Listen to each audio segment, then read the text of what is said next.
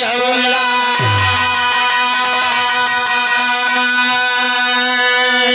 अच्छा बाबूजी, जैसा कि अपने उत्तर भारत में संस्कृति चली आई है, कौनो शुभ कार्य करे से पहले इंसान अपने इष्ट देवी देवताओं को याद किया करता। शादी विवाह निशान कौनो शुभ कार्य हो देखें ताकि कहीं ऐसा माँ बाप के नाम से यार कैसे क्या अंगाऊ निकाल दे। बाबा संस्कृति है, सभ्यता है बाबू, पूर्वजों से चली आई है कि हमरे नैया के यहाँ पार से वहाँ पार लगाई जा। तो 10 दुई लाइन माई की वंदना करते बमार साहब अपनी तरफ से, मंच की तरफ से। दुई लाइन से ना एक छोटा से आप लोग के बीच में रामायण से बिरहा है, गाने का शीर्षक है लक्ष्मण हनुमान संवाद। दास का कि अरे मैया हो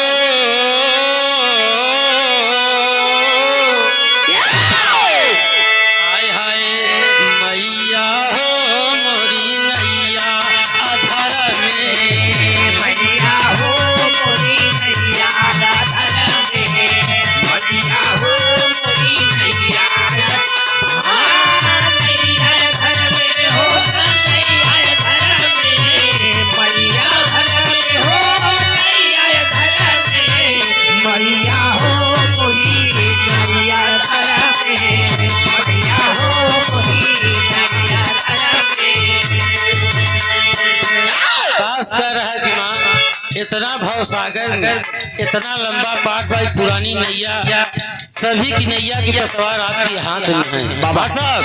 अरे डूब न जाए कहीं बीच भंवर में,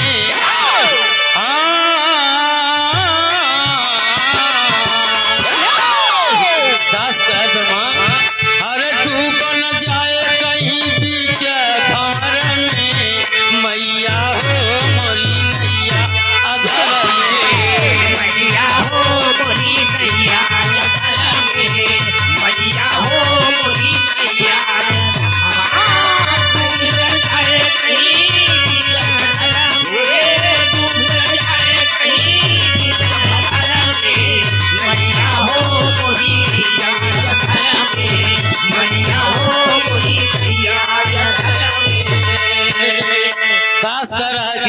सृष्टि की रचयिता हो, आदि शक्ति हो, आप ही के इशारे से कोई पत्ता हिलता नहीं है बाबा। अंतरम कहना परमाशा है कि काली कल्याण तू ही कमला मयनवा, काली कल्याण तू ही कमला मयनवा, काली कल्याण तू ही कमला मयनवा, विमला विपुल नाम जानला जहनवा हो जानला,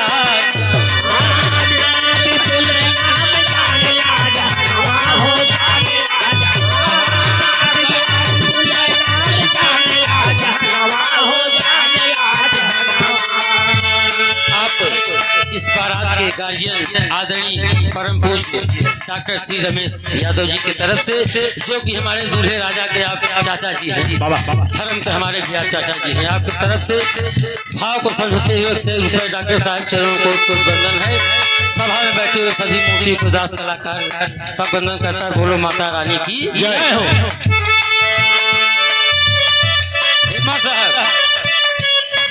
दास का माँ आपके रूप अनेक का बार नाम अनेक का, जो जैसा देव धनु नर किन्नर जो जैसा आवाहन किया जरूरत पड़ा, काली कल्याणी तू ही कमला में नवा विमला विपुल नाम जाने ला जहनवा बाबा। हर भगतन के लाज रख माई कदर में, मैया हो मोरी नैया अधर में, मैया हो मोरी नैया अधर में, मैया हो मोरी नैया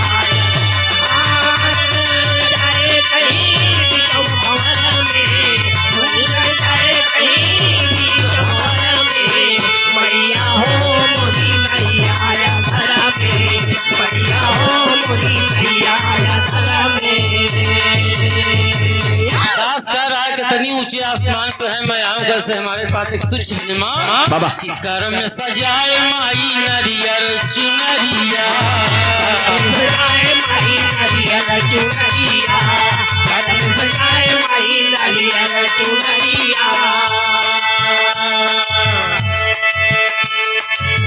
आप भाव को समझते हुए बारात के गार्जियन दूल्हे राजा के चाचा जी आदरणीय सेवा में श्रीमान सुभाष चंद्र यादव चाचा जी की तरफ से 5 सारी माया 100 रुपए आशीर्वाद देती हैं बच्चे अपने कलाम कामयाब रहे।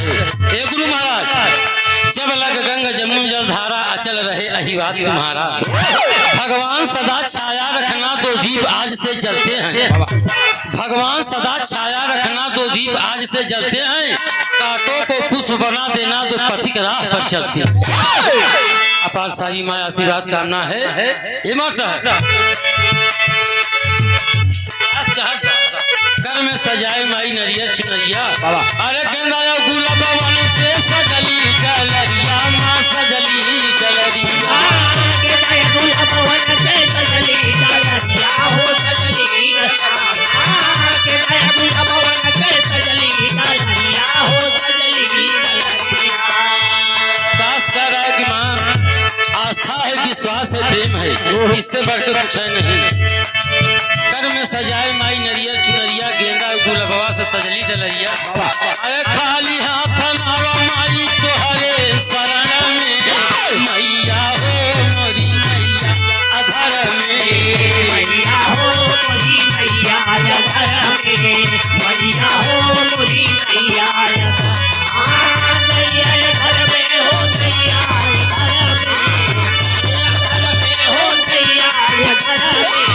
मैया हो मोरी मैया मैया हो मोरी मैया।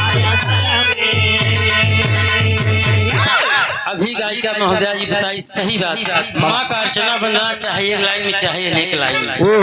एक घड़ी आधी में कछुआ तुलसी संगत साध की कटे कोटे पर मानस में बाबा गोस्वामी जी तमाम बातें लिखे। बाबूजी समय के देखते हुए क्योंकि सामाजिक दृष्टिकोण से अनुशासन ही व्यक्ति को महान बनाता है। बाबा कैसे मामा तीसरे बंददास कलाकार गुरु घराने पूर्णिमा हमारे अखाड़े से महान विभूति चला गया। आपकी सेवा अर्चना करते संसार का नियम है बाबा इस दास से चला जाएगा कि छाया और माया रह जाएगा। हाँ साहब भोला बाबा दीन माई स्वर्गवासी धारी